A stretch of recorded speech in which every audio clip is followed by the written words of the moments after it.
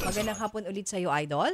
Magandang hapon ulit sa lahat na ikinig, nanonood sa Action TV at sa ating FB. Magandang hapon po sa inyong lahat. Yes, okay. At punta naman siya nga pala, Idol, na samahan na nung ating staff, yung napakaraming mga 54.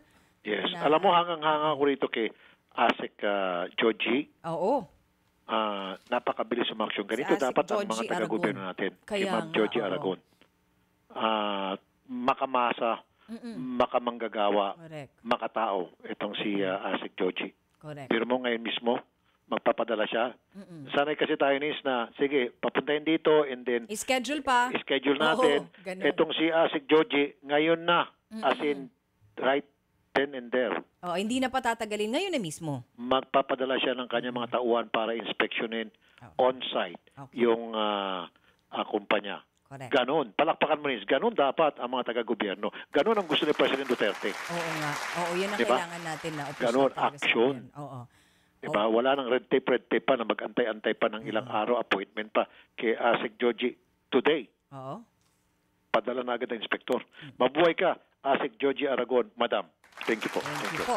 Okay, at punta naman tayo dito sa isang kaso, Idol, kasi baka daw bumitaw si pulis. Sige. Ang kwento kasi nito, itong si Ma'am Ivy Pereda, isang grade school teacher, nagkaroon sila ng reunion yung kanyang mga batchmate. Nagkataon, ka-batchmate niya itong pulis, sobrang na-obsess sa kanya at tinatakot na siya, ini-stalk siya, at maraming pangaharas na ginagawa sa kanya, maging sa kanyang mga anak.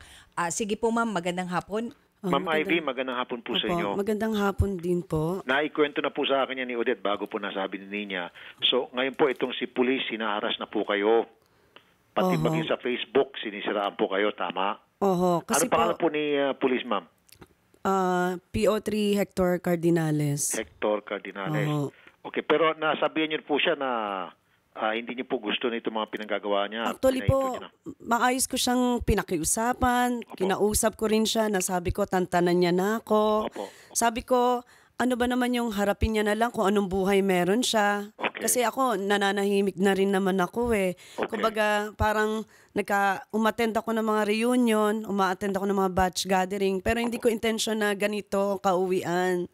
Okay. Kasi to the point na pati mga co-teacher ko po, nakuha niyang i-message. Gumagamit po siya ng mga dummy FB account to the point pati imahe ko bilang teacher, sinisira niya na rin. Samantalang ako po, palbasa wala naman ako magawa dahil everyday ako nasa school din. Wala akong panahon para harapin din yung mag-FB tapos gagawan din siya ng the same ng ginagawa niya sa akin. So sabi ko, ikaw ba, kung may pamilya ka, dapat isipin niya rin na matakot din siya na ako ba, ginagawa ko rin ba yon yung ginagawa niya na mini-message pati mga anak. Kasi po yung mga anak ko nagsumbong. Okay. Mini-message daw po. Sino ba yung Hector Cardinales na yan, mama? Kasi ano-ano mga kabastusan na sinasabi niya tungkol sa'yo. Tapos, pati mga co-teacher ko po, ganun din ang sinasabi. To the point, yung iba pong mga co-teacher kong lalaki, mini-message niya rin po. Tapos, ini-interview daw ako kung may mga suitors daw ako. Kasi sir, matagal na po akong hiwalay. Yung una ko pong husband, good terms po kami. Kumbaga, naghiwalay kami ng maayos. Hindi ko naranasan yung ganitong takot. Okay, ma'am, excuse me po, baka kasi bumitaw, Idol, sa Sige, PO3. PO3 Hector Cardinales. Magandang hapon po, sir. PO3 Hector? Hello, sir? Magandang hapon po, PO3. Opo. Sir, nasa studio namin ngayon si Ma'am Ivy. Masyado na po kayong obsessed sa kanya. At to the point na para po kayong psychotic na, nasisiraan na po ng ulo, sobrang pangaras ang ginagawa niyo po sa kanya, pati sa kanyang pamilya at mga co-workers. Paano yan, PO3? Bakit ganun? Hindi sir, dapat kinuha niyo muna yung side ko bago niyo kunin. Kaya nga tinatawagan kita, sir, para kunin yung side mo eh. Ano pa ba ito ginagawa namin?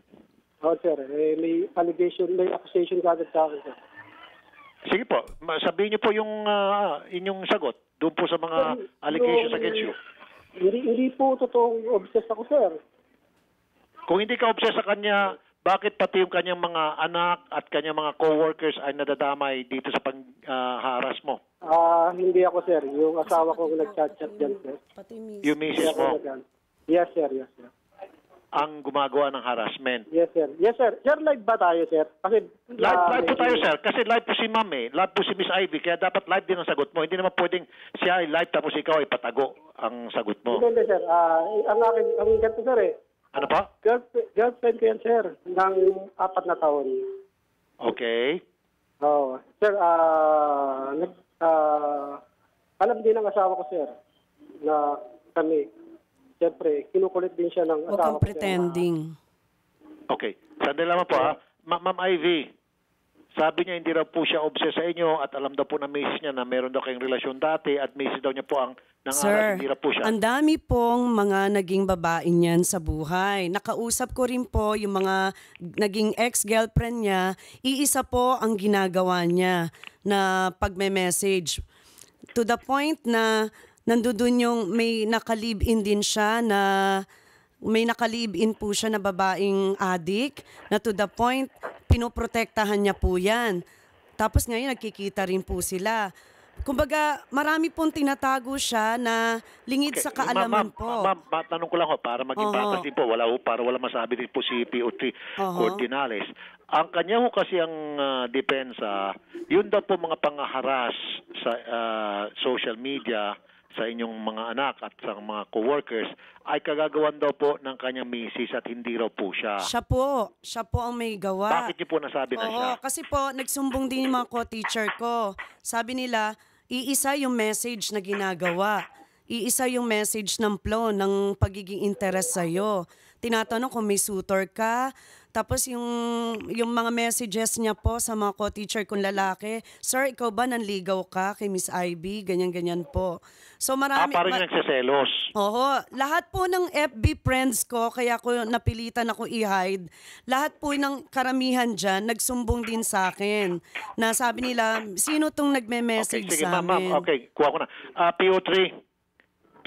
Sir, May yes, point, sir, yes, sir, ako muna sir, then I'll let you speak. Kasi sir, natatakot na rin. Sandali ma'am. Yes, sir. Nakikinig po ako, sir. PO3. Yes, sir. May point nga naman doon si Ma'am Ivy. Kasi kung misis niyo po yung nangaharas, iba ho ang magiging tema ng mga messages. Sandali lang sir. Dapat nakatuon lang mismo kay Miss Ivy. Minumura siya, pinagagalitan siya, kinukutya siya lahat-lahat. Pero yung kanyang mga co-workers na mga lalaki na hinaharas din, meaning lalaki yung nangaharas na nagsiselos, na tumutugma na ikaw ayaw mo pa rin matanggap na hiwalay na kayo nitong si ma'am. Nagets mo? Connect lang yan, sir. 1+1 yan eh. Okay, sir. Nagigets ko, sir. Kasi sir, kung si Mrs., dapat yan, kung Mrs. nyo po, minumura yan si Ma'am Ivy. Si Ma'am Ivy lang ang target niya. Wala siya ibang tatargetin pa, kung hindi si Ma'am Ivy. Hindi niya pakikialaman yung mga co-workers na lalaki ng ni Ma'am Ivy. Kasi wala namang pakialam doon si Mrs. mo eh, di ba? Yes, O sir, dito yes. talaga lumilitaw na ikaw talaga may kagagawa ng harassment sa social media. Bakit mo pa tinuturo si Mrs. mo? Magpakalalaki ka, magkabarako ka. Huwag ka maging binabae yung mga estilo mo, sir. Kung talaga may pagkakamali ka, tanggapin mo. Huwag kang tumago-tago sa palda ng misis mo. Ginagamit mo misis mo sa kalokohan mo, sir eh. Sa nakikita ko, sir eh, parang hindi ka lalaki. Bakit mo gagamitin isang kala ng misis mo? Ba't hindi mo nalang tayuan yung problema? Akala ko ba, sir, gusto niyo makuha yung side ko? Hindi, sir, kasi ina-analyze ko lang, sir eh. Base ka sa kanyang mga sumbong. Kaya nga, yung sumbong pwedeng gawing sinungaling. Pwedeng gawing gawa-gawa lang, sir. Nagpapaniwala ka na kagad. Hindi, may preba raw, sir, si ma'am eh. Kunin niyo muna, sir, yung side ko, sir. Sige po, Pwede sige muna, po. sir. Go ahead, sir. Di ba? Hindi, Sige, sir, sir. ginagawa niyo. Yung Hindi, sinabi kaya nga, sir eh. Kaya nga, nagsalita ako, then sabi ko, I'll let you speak. Sige po, sir, ano po yung sinasabi niyo na... Sir, dapat tinanong niyo, sir, kailan yun, sir? Nangyari yan, sir, mga June, July ng 2015, sir. October na yun, sir, 2016. Ako, sir, 2015 pa? Yes, sir. Tanong mo sa kanya, sir. Ma'am Ivy. Ma'am Ivy. Paano niyo, sir?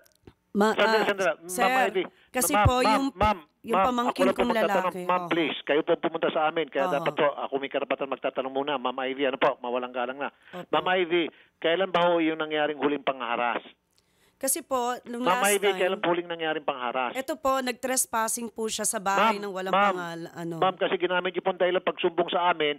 Ma'am, Oho. pumunta ho kayo sa amin at ang sumbong po ninyo, ayaw kayong tagilan sa social media at hinaharas ho kayo. Kaya nga may sinasabi ho sa amin si PO3 para maging patas ho kami din dito. Oho. Kailan ho ba yung huling harassment?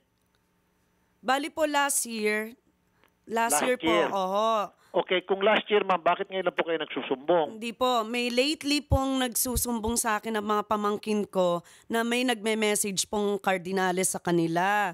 Yung mga pamangkin ko pong yon, pamangkin po yun ng ex-husband ko. To the point, wala na po akong related dun eh. Kumbaga, Hindi nga po. Ang ibig sabihin, yung pong harassment directly po sa inyo na binabastos ho kayo, tapos gumagawa ho ng kalaswaan, when was the last time po na kayo ayun po nga po. affected na sa work? Yun nga po, yung sinasabi niya, 2015. tinitret niya po ako, nasabi niya, oh, Meron po kayong ebidensya niyan. oho, actually po, Andyan ho ba yung mga ebidensya? Dala-dala niyo po, ma'am. oho, may kopya po ko. Hindi, Nins. Yes, Idol. Oh. Nins, yan ba sila Odette and sila Carol, nakita ba nila muna yung mga sinasabi ni ma'am na pangara social media? Yes, meron daw May dala po napakita, akong kopya na napakita pinaprint nila eh. Pinaprint ba Oo. nila Carol? Pinaprint Odette? po Meron nila na tayo. na nag-message po siya Na doon. itong latest lang, Nins. Yung recent po ito, ma'am? Kasi po late ko na rin na-release sa Hindi kanila. nga, Nins Ang tanong lang, Nins kung kailan nga yan. Dapat ni-review din nila Odette yan. Kasi wala ako dyan, Nins So, bulag ako, di ba? Hindi ko nakikita. Kasi kung nandiyan ako, titingnan ko muna yung Nandiyan po, ebidensya dala ko pinapakita. Pero kung kailan yan. meron daw. Yung Dala ko Meron po. nga, Nins. Wala naman tayong problema kung meron o wala. Kasi talaga meron. Ang tanong nga lang kailan. Kasi may pinupoint out si PO3 na pakitanong kung kailan yan. Tama nga naman yung tanong niya na dapat sagutin din natin. So, yung Obligasyon recent din natin na masagot si PO3 doon sa kanyang katanungan when was it Opo. done. Ito po yung last year. Yung last year po. Okay, Oho. last year pa po pala ma'am, bakit ngayon lang po kayo nagsusumbong? Kasi po sir, ganito yung pumunta na rin siya sa bahay, tinetret niya na rin po ko. Tapos ano-ano pong mga sinasabi niya to the point pati yung landlady Okay, namin ma'am, kailan po narinig siya niya rin pumunta yun. na para Noong October 20 po, nung bagyong Okay. Lawin. So October 20 pumunta ko sa bahay niyo? Oho, nang walang Okay. paalam, walang pasabi-sabi. Ayun. Doon Okay. po siya Kasi yan, hindi nagmumura. niyo nabanggit sa akin kasi ang Oho. pagkakaalam ko lang, kunento sa akin ni Odette, ni Caro, social sa media akin lang. din, So oo. meron pala pagpupunta sa bahay mismo. Oho. Nung Ayun. October 20 na bagyong Lawin, wala po akong pasok noon. Bigla-bigla po siyang umakyat doon. Nagulat nga rin yung landlady namin paano nakapasok. Gayong lahat kami may So susi. ma'am, okay. So yung landlady ho ninyo willing mag-testify to that effect. Oh, willing naman po. Okay, Oho. good. So PO3, Yes, sir. yung landlady niya po ang magte-testify na until lately kayo po ay nangaras pa rin sa kanya at kasama daw yung pagpunta niyo sa bahay niya, barge in. nang walang Actually, paalam. sir, nag-blatter Sir. po ako niyan. May kopya na po kaming blatter kasi nagulat din po na-alarma na rin po yung may-ari. Ayun. Na bakit Okay, nakaakyat so po ma'am, yun. nakuha ko na. So PO3, kasi pinagbigyan kita, di ba sir? Sabi mo, tanungin Yes, sir, kung yes, sir. kailan. So ngayon sir, ang Thank you very much, pinaka-latest, sir. may testigo na po sir, yung may-ari mismo ng yung landlady. Yes, sir. Oh, Sir, sir, pwede nyo rin ba, sir? Pwede ko din makuha yung side ko? hindi sir. Kaya nga, sagutin Okay niyo sir, lang, sir. bakit, ano po nangyari nun sa Lawin, yung may bagyong Lawin? Ba't po kayo pumunta sa bahay niya? Ganito, sir. Pumupunta talaga, dinadala niya ako dun sa bahay niya, sir. Teka muna. Ang tanong ko, bakit ka pumunta doon at yung landlady nagtataka nga, sinisita ka, ba't ka pumunta? Sir, usually talaga, dinadala niya ako sa bahay niya, sir. Pinatutulog na ako, pinagluluto. Ay po, sinungaling kang Hindi ko yan huling-huli ka na eh. Pinagbibigyan kita, POT, kanina ka pa, pinagbibigyan kita, nagiging patas ako. Kaya lang dito, huli ka na eh. Huli ka na. Wag Okay. mo akong murahin, sir. Totoo. Ka talaga, ikaw, kung nandito ka sa harap ko, sipain kita eh. Nangaharas kang ka. Ka. Pakita ka sa akin, pukpukin kong ulo mong ka. Duwag kang lalaki ka. Ang kaya mong harasin, babae. Ako nga, subukan mo ako harasin, tingnan na natin. Kung hanggang saan yung pagkalalaki mo, sabi mo may video. Okay, si Hindi, next. tatay pala, witness din dito, Idol. Tawagan na nga natin yung police. Si Tawagan na Colonel natin. Samuel Delorino, nasa kabilang Halata linya na nis eh. Oo nga. Nagiging, doon sa mga listeners fair na fair hood ang treatment namin dito. Sabi niya, tanungin when. Okay. So nung una, pinakinggan natin siya. Pero yung pagpupunta sa bahay na witness mismo yung landlady, wala na siya mapalusot eh. Ang sinabi niya ngayon, na dinadala daw siya nitong girl, Oo nga. ni ma'am. Kung dinadala siya ni ma'am, bakit yung mismong landlady magte-testify against him Oo. na siya ay nagbabarge in nang walang paalam sa bahay na yon? At pinablatter na rin siya. At nakapablatter pa. Wala na siyang ibang masagot eh. At nakunan pa ng video, meron pala sila At may dito. video pa, di ba? Oo. Nagiging fair tayo kaya lang, pag nakikita natin ng na, kung siya, kaya din naman natin maging yun nga lang, yung pagka natin, mas decente kaysa sa kanya kasi hindi naman tayo nangaharas ng babae. Hindi naman tayo manyakis tulad niya. Correct. Sige, Idol, nasa kabilang linya na kanina pa nakikinig si Colonel Samuel Delorino, yung Chief of Police ng Taytay Rizal. Colonel Delorino, magandang hapon po, sir. Magandang hapon po, sir. Ano po bang may paglilingkod ko sa inyo, sir? Ito pong si PO3 Hector Cordinales. Tauhan niyo po ito, sir. Yes, sir. Yes, sir. Sir, kadinahan niyo po muna itong halimaw na ito, sir, dahil kawawa naman po yung isang teacher na hinaras niya po. Noong una, sir, akala ko nagsasabi ho siya ng totoo, pero very clear ho sa mga statement ni ma'am at may mga testigo na matindi ho ginagawa niyang harassment dito sa pobre. Yes, sir. At Sir, yes, sir.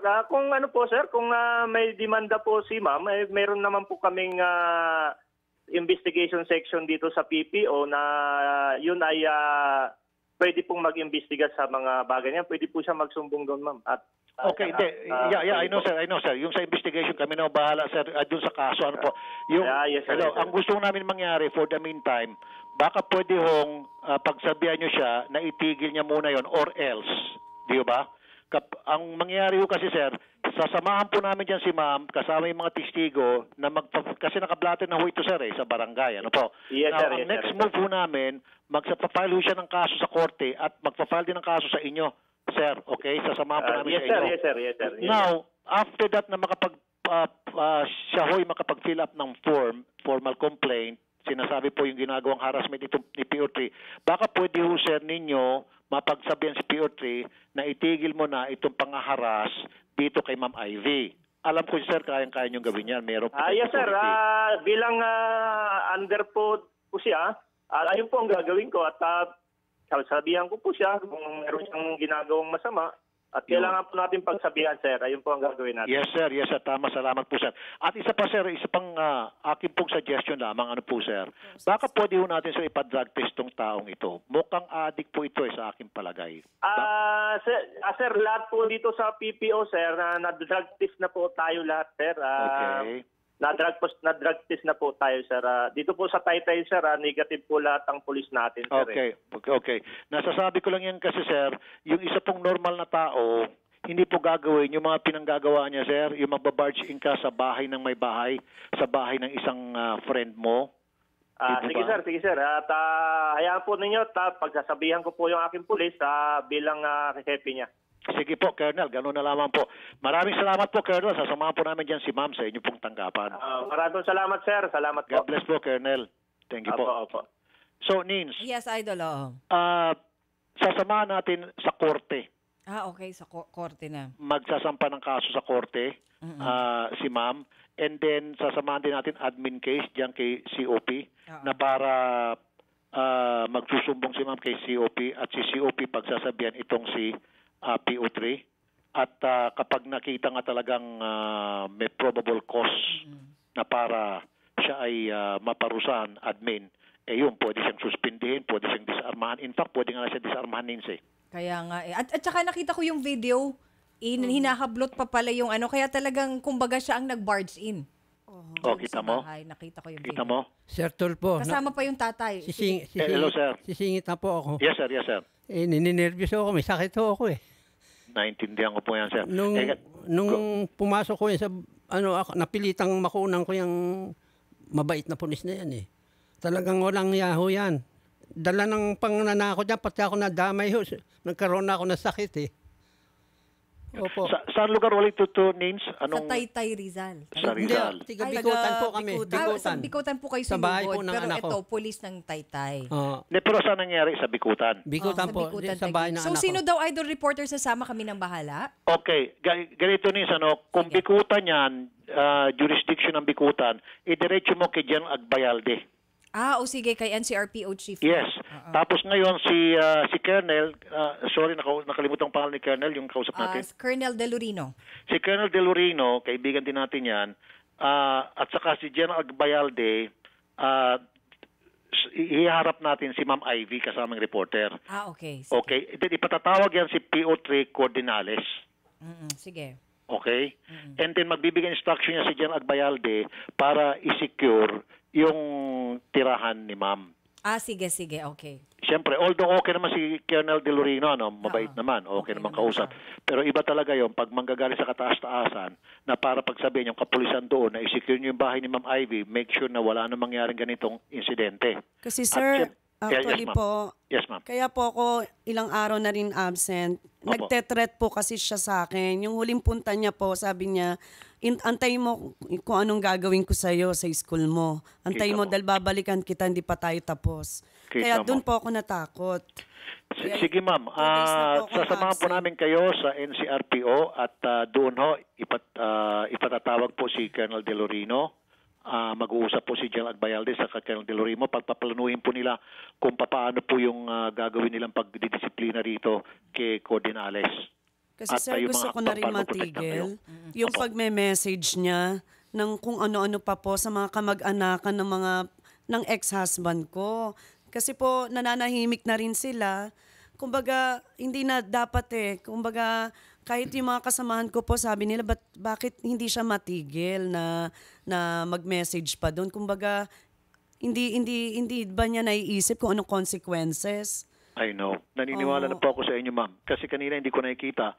Siyempre, pinagbibigyan ko siya magsalita. Pero nung oras na sinabi niyo po, yung the minute na nabanggit niyo po yung pagpasok sa bahay ninyo, nagbabarge in siya at testigo niyo po yung landlady, doon nagulat din 101% po nakuha niyo po yung pagpapaniwala ko po sa inyo.